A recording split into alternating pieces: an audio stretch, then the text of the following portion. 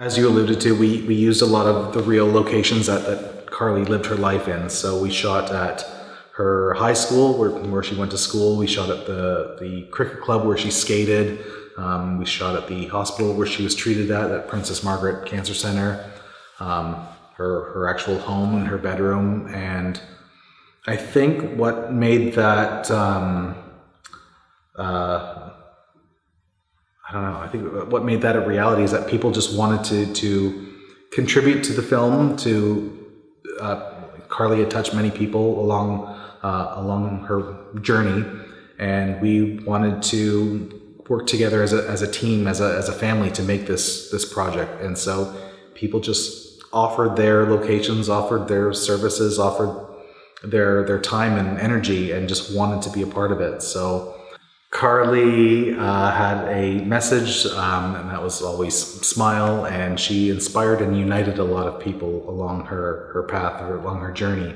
And so, like I said, people wanted to help and contribute to the film, and that was one way they could, by offering their location or their home. And it just made it a really family-oriented production where everybody can contribute and have some of their selves in the film as well.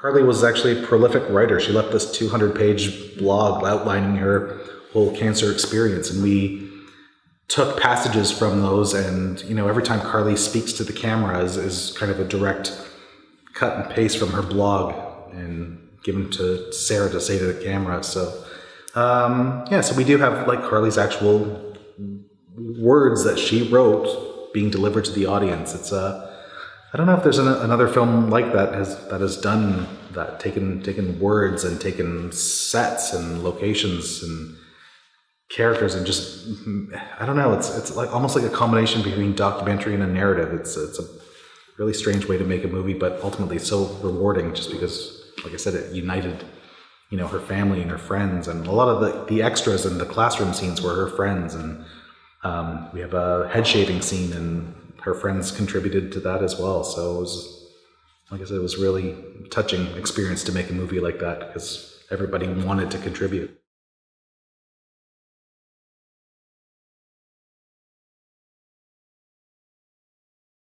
First of all, we had a great grounding in reality. So we had obviously full access to Carley's real family, and photos of them, and we had spent many months developing the script with them. So we knew them inherently before we even started casting.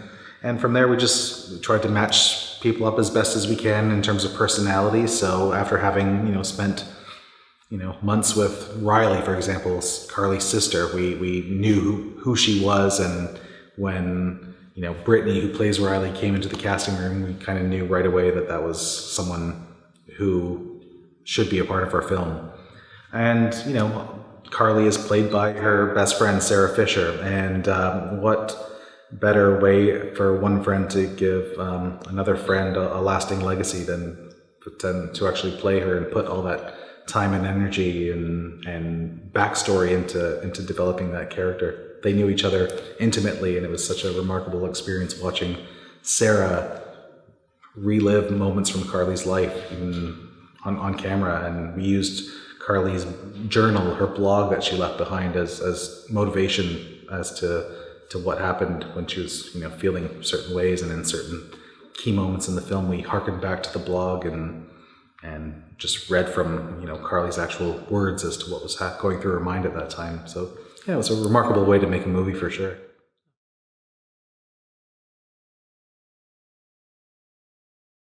Honestly, being in Carley's room was the toughest. I mean, when you're in there, you can kind of sense that she's there overseeing everything. Her letters are on the wall, her pictures are all over the place, and we did get a sense that Carley was with us, sort of making the movie.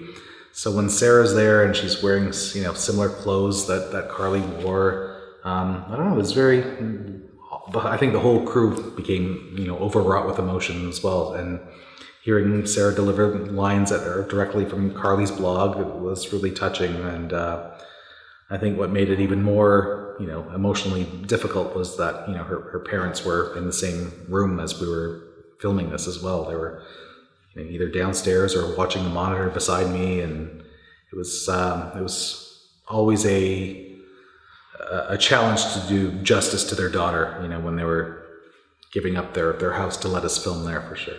So.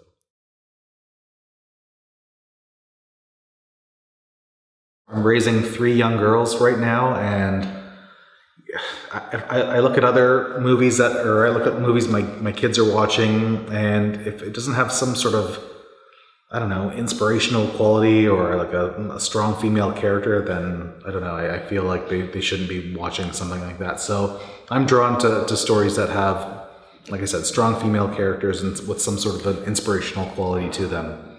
And I think that Carley Allison, the young woman this film is based on, is a remarkable role model for young people, for sure.